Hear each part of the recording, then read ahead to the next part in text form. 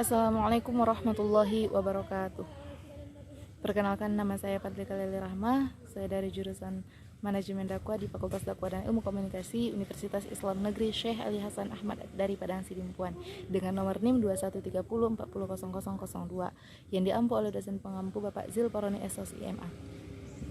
Di sini saya akan membawakan materi mengenai harta dan bermasalahnya pada mata kuliah Fikih Muamalah. Baik, langsung saja saya akan menjelaskan sedikit permasalahan yang terjadi belakangan ini yang sangat menarik bagi saya, yakni semakin berkembangnya zaman, semakin sering pula terjadinya perselisihan atau perdebatan mengenai harta, baik itu antara sesama keluarga maupun sesama saudara atau bahkan antara orang tua dan anak, hanya karena permasalahan harta. Nah, di sini dapat kita lihat bahwasannya minimnya pengetahuan umat manusia itu mengenai harta tersebut. Padahal dalam Islam itu telah dijelaskan dan dikaji secara rinci, baik itu dari Al-Quran maupun hadis yang terkait tentang itu. Akan tetapi banyak sekali orang yang tidak mau tahu atau awam mengenai hal tersebut, sehingga mereka membuat hukum-hukum sendiri tentang pembagian harta tersebut, sehingga timbullah berbagai permasalahan mengenai hal tersebut. Nah, untuk menjawab permasalahan tersebut, di sini saya akan memaparkan presentasi saya mengenai harta dan permasalahannya ini yang terdiri dari beberapa rumusan masalah. Yang pertama yaitu mengenai pengertian harta, yang kedua mengenai unsur-unsur harta, yang ketiga mengenai kedudukan dan fungsi harta, yang keempat yaitu bagaimana sih cara memperoleh harta, kemudian yang kelima yaitu tentang pembagian harta, serta yang terakhir pandangan Islam terhadap harta. Baik, langsung saja kita ke materi yang pertama atau pembahasan yang pertama, yaitu mengenai pengertian harta. Harta berasal dari bahasa Arab al-mal yang menurut bahasa berarti condong, cenderung, atau miring. Sedangkan al-mal dari segi istilahnya ialah segala benda yang berharga dan bersifat materi serta beredar di antara manusia. Kemudian menurut ulama Hanafi yang dikutip oleh Nasrun Harian, bahwasanya al-mal yaitu segala yang diminati manusia dan dapat dihadirkan ketika diperlukan, dapat dimiliki, disimpan, dan juga dimanfaatkan. Sedangkan menurut jumhur ulama atau sebagian ulama selain Hanafiyah dikutip oleh Nasrun Harian juga, bahwasanya al-mal atau harta yaitu segala sesuatu yang mempunyai nilai dan dikenakan ganti rugi bagi orang yang merusak atau melenyapkannya. Nah, dari dua kandungan definisi tersebut memiliki perbedaan baik itu menurut ulama Hanafiyah maupun jumhur ulama.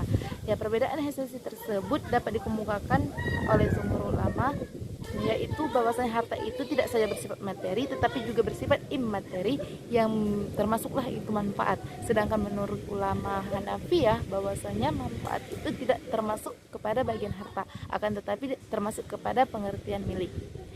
Jadi menurut ulama Hanafiyah bahwasanya segala yang dikatakan harta itu ialah segala sesuatu yang memiliki wujud, dapat wujud dan juga dapat dimanfaatkan. Jadi manfaat ini dia bukan termasuk harta, akan tetapi fungsi dan kegunaan dari harta itu sendiri. Kemudian lebih lanjutnya ulama Hanafiyah membedakan harta dengan milik sebagai berikut. Milik adalah sesuatu yang dapat digunakan secara khusus dan tidak dicampur penggunaannya oleh orang lain. Adapun harta adalah sesuatu yang dapat disimpan untuk digunakan ketika dibutuhkan. Dalam penggunaannya tersebut dapat disimpan untuk digunakan ketika dibutuhkan, dan harta dapat dicampuri oleh orang lain. Jadi menurut ulama Hanafiyah, yang dimaksud harta hanyalah sesuatu yang berwujud atau ain. Sedangkan selain daripada itu atau yang tidak berwujud baik itu manfaat, itu tidak termasuk ke dalam bagian harta. Menurut Mustafa Ahmad Al-Zarqah, salah seorang fuqaha mutaakhirin, al-mal ialah segala zat atau ain yang berharga bersifat materi yang beredar di antara manusia. Nah, dari beberapa definisi yang telah dikemukakan tersebut, Hasbi Asy-Syadiki mengomentari hal tersebut, yaitu yang pertama, harta atau mal adalah nama bagi selain manusia yang ditetapkan untuk kemaslahatan manusia, dapat dipelihara pada suatu tempat, dapat dikelola tasyarruf dan jalan ikhtiar. Yang kedua, benda yang dijadikan harta itu dapat dijadikan oleh umumnya manusia atau oleh sebagian mereka. Sesuatu yang tidak dipandang harta tidak sah kita menjualnya. Sesuatu yang dimubahkan walaupun tidak dipandang harta seperti biji beras juga termasuk kepada bagian harta, akan tetapi apabila beras itu sebiji atau satu buah, itu tidak termasuk kepada harta menurut pandangan fikih.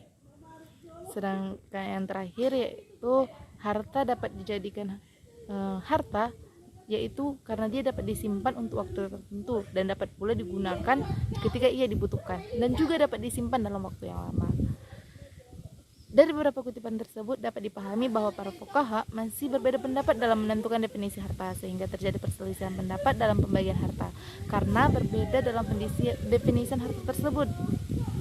Sehingga di sini dapat kita garis bawahi bahwasanya pendapat para fuqaha dalam mendefinisikan harta yaitu antara lain yang dikemukakan oleh Hashbi As-Siddiqi yang menyebutkan bahwa harta merupakan nama bagi selain manusia, dapat dikelola, dimiliki, diperjualbelikan dan berharga. Kemudian kita masuk ke sebab yang berikutnya yaitu mengenai unsur-unsur harta. Unsur-unsur harta ini ada dua. Yang pertama itu dapat dikuasai dan atau dapat disimpan. Segala sesuatu yang dapat disimpan tentu memiliki wujud atau ain, sehingga segala sesuatu yang berwujud tadi menurut ulama Hanafi merupakan definisi dari harta. Nah, yang kedua itu dapat diambil manfaatnya menurut kebiasaan. Jadi sesuatu yang memiliki manfaat bagi pemiliknya adalah harta. Nah, di sini pula berlaku hukum yang mengatakan bahwasanya semakin langka sesuatu maka akan semakin berharga nilainya,